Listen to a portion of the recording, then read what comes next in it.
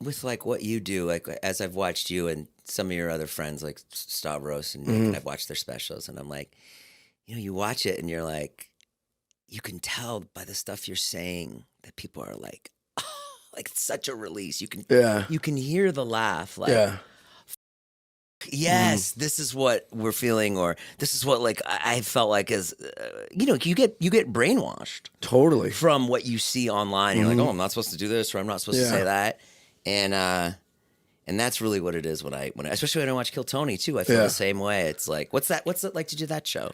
It's great, man. Well, to your point about like people feeling like relief, like it's cool because people come up and be like, dude, I feel like we were like watching a funny version of the conversation me and my friends had in the car that no one can ever hear, and I'm like, oh, cool, and I love how a lot of people come out and they're like, I can't tell what side you're on. Who do you like? And I'm like, you'll never know, Oh, that's interesting. Yeah. I love being silly and I love having fun, but also like, there is I'd like to think, especially with the special, I really try to have like an overarching like message of, like hope, acceptance, and love, and like truly finding like happiness, whatever it is to you. And I made this special with an arc of like a beginning, middle, and end, but above all else funny. And I wanted it to be like silly, but also make you go like, oh shit.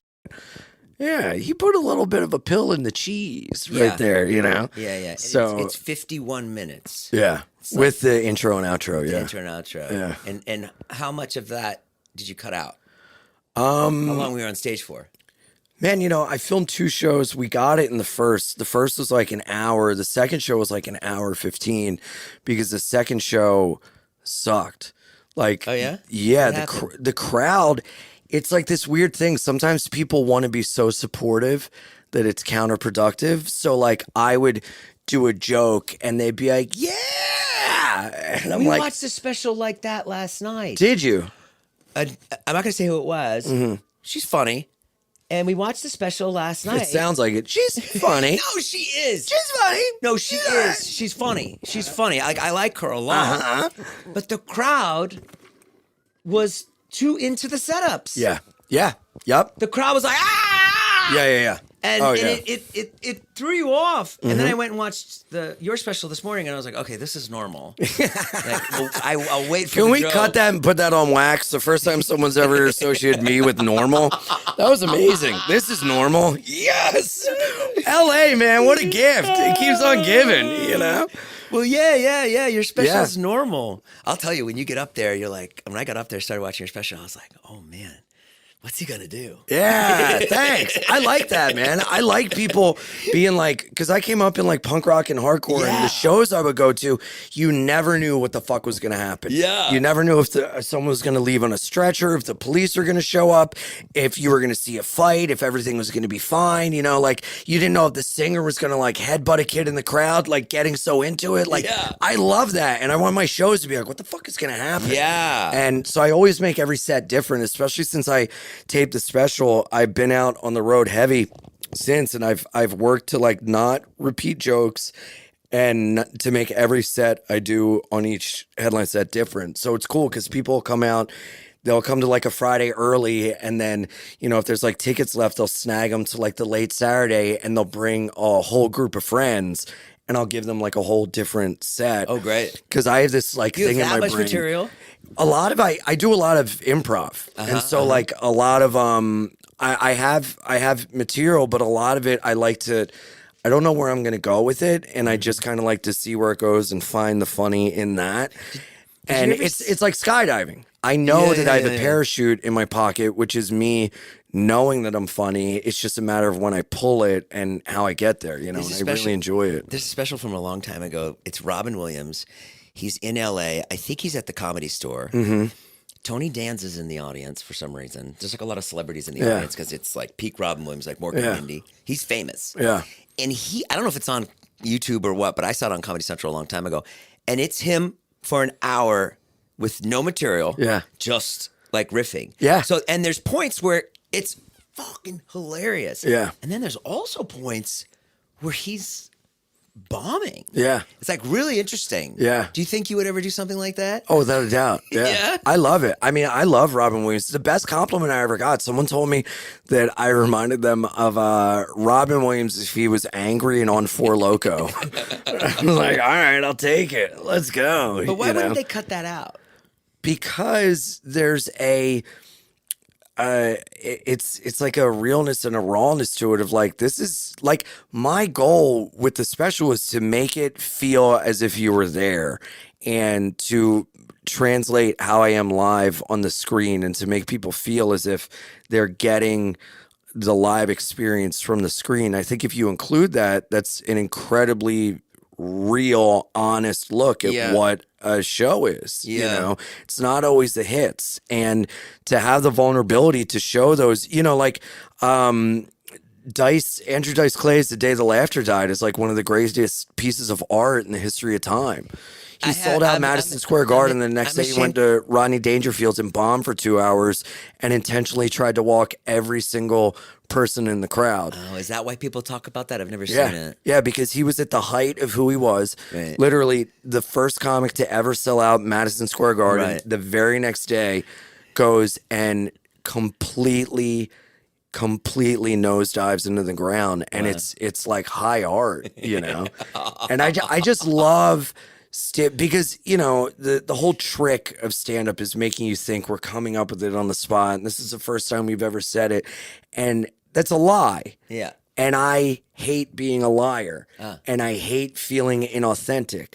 So I authentically, truly want to give you a show that you will not see again.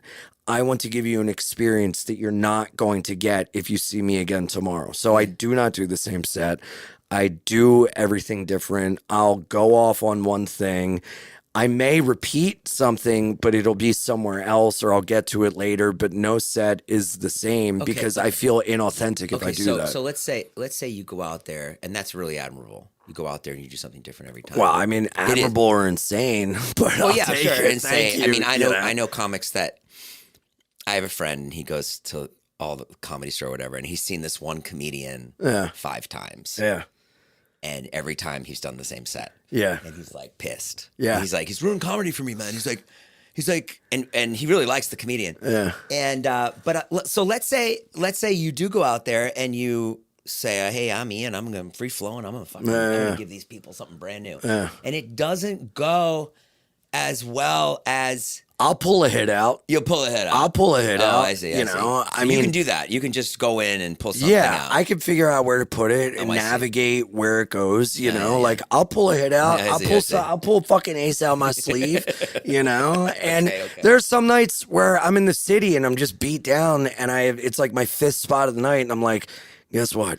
Here are the hits. You know, let's just hit play on the tape recorder. You go hear what you just heard on the last one, right? You know, but when I'm headlining, I know that people are specifically coming to see me.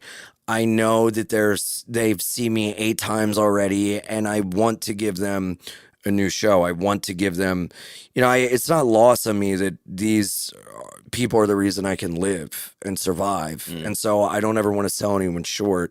And, you know, like, yeah, I will repeat a joke or pull something out, but I do have a ton of material that I pull from.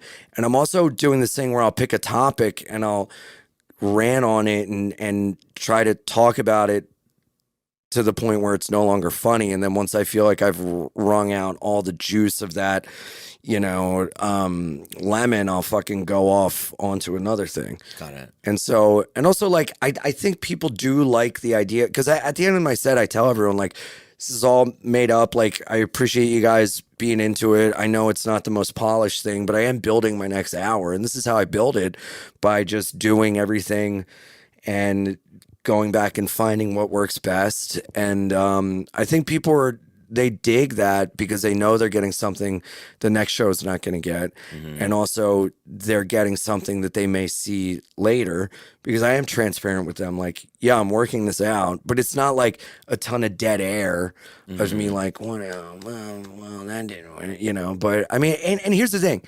I'm having fun. I'm having more fun on stage than I've ever had. And it's because I'm not stressing over what is my set list, you know, like, Right. and I mean, I opened for Bert at the Kia Forum, and that was obviously that? like, dude, it was fucking incredible. Yeah? It was amazing. I like have never felt more, dude.